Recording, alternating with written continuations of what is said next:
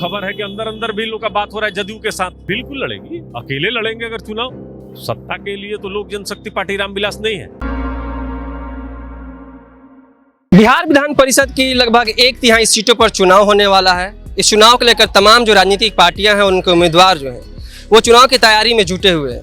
क्या चिराग पासवान की पार्टी इस चुनाव में खड़ी होगी, अपने उम्मीदवार उतारेगी? इस पर बात करने के लिए हमारे साथ लोक जनशक्ति पार्टी रामविलास के प्रवक्ता चंदन सिंह है। इनसे बात करेंगे और जानेंगे क्या चिराग पासवान इस बार जिस तरीके से विधानसभा चुनाव में और इस बार विधान परिषद चुनाव में क्या उम्मीदवार उतारेंगे।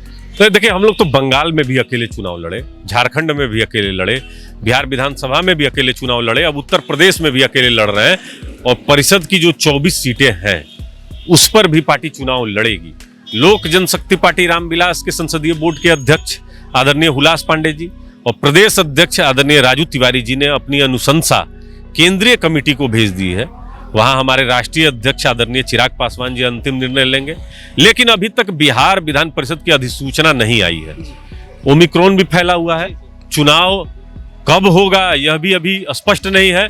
अभी तो वोटर लिस्ट भी कंप्लीट नहीं है। तो चुनाव अगर समय पर हो जाए तो जैसे ही अधिसूचना आएगी स्थिति स्पष्ट हो जाएगी। सियासी गलियारे में चंदन जी, पार्टी चुनाव लड़ेगी? बिल्कुल लड़ेगी। पॉलिटिकल पार्टी को चुनाव लड़ना भी चाहिए। किसके साथ लड़ेंगे चुनाव? अकेले लड़ेंगे अगर चुनाव।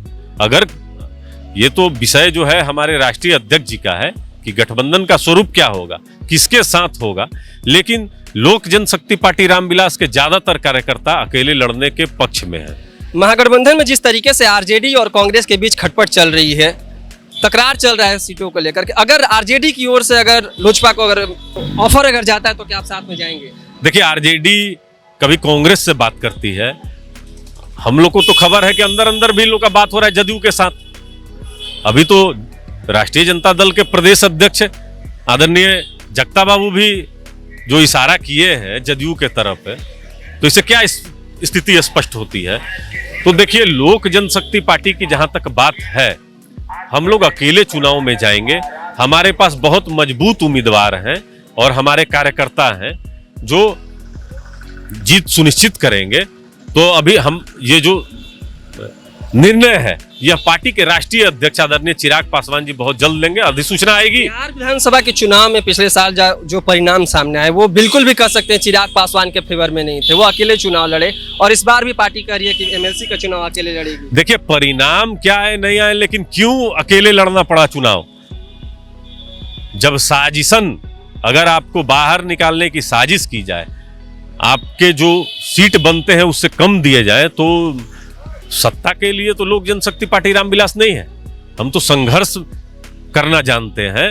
तो चंदन जी, एक चीज और, 6% बिहार विधानसभा में 6% मत हमको मिले थे। 25 लाख से ज्यादा मत थे।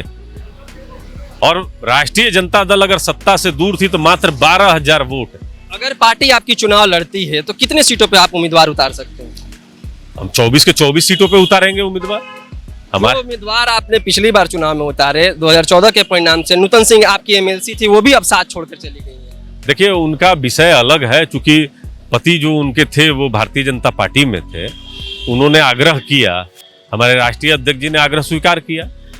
लेकिन लोक जनशक्ति पार्टी के पास बहुत जुझारू और कर्मठ कार्यकर्ता हैं जो परिषद के चुनाव में जीत सुनिश्चित कर सकते हैं। हुलास पांडे भी चुनाव लड़ेंगे इस बार? बिल्कुल बिल्कुल, चुनाव लड़ना ही चाहिए और हम संसदीय बोर्ड के अध्यक्ष हैं, चुनाव लड़ेंगे भी और जीतेंगे भी। आप कुछ और नाम बता सकते हैं जो इस चुनाव में खड़े हो सकते हैं एलजेपी के टिकट से? ये हमारे संसदीय बोर्ड के जो अध्यक्ष हैं आदरणीय हुलास पांडे जी, वही सूची को जारी करेंगे। ये प्रवक्ता का काम नहीं है। पहले सूची जारी होने से पहले मैं अगर बता दूं नाम तो ये पार्टी के लिए उचित नहीं होगा। पार्टी समय आने पर अधिसूचना जैसे ही जारी होगी पार्टी सूची भी जारी करेगी और आप सभी के बीच में वो सूची जारी होगी। तो ये थे हमारे साथ एलजेपी के प्रवक्ता चंदन सिंह, जिनका कहना है कि चिराग पासवान की पार्टी भी इस बार एमएलसी के चुनाव में अकेले लड़ेगी। कैमरामैन बाबर के साथ मैं अजयदीप चौहान, ट्रेंडिंग बिहार, पटना।